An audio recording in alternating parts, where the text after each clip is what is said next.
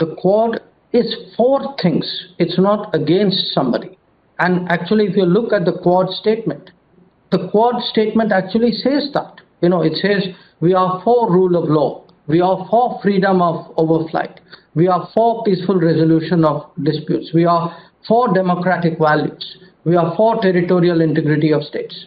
So I think it's very important not to be sort of railroaded into some kind of negative discourse, which actually is not from our script. It is somebody else's script, and I don't think we should fall for that.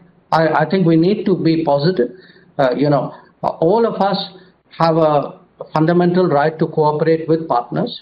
I think it's important that others should not have a veto on our choices. It's part of a democratic world order. In many ways, those are bilateral choices that all of us have to make. We each have a very substantial relationship with China.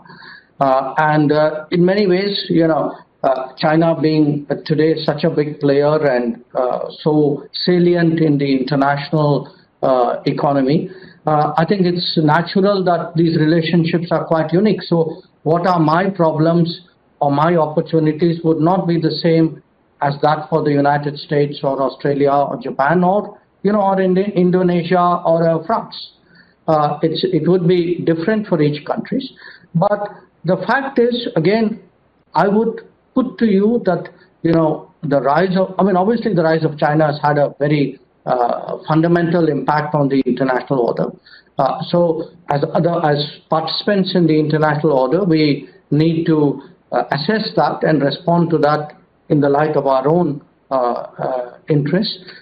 So I think it's it's important. It's sort of essential to normalize this conversation. This should not end up as though it's some kind of ganging up and a negatively driven event. I don't think that's a fair description of what is a completely natural evolution of the international order to my mind.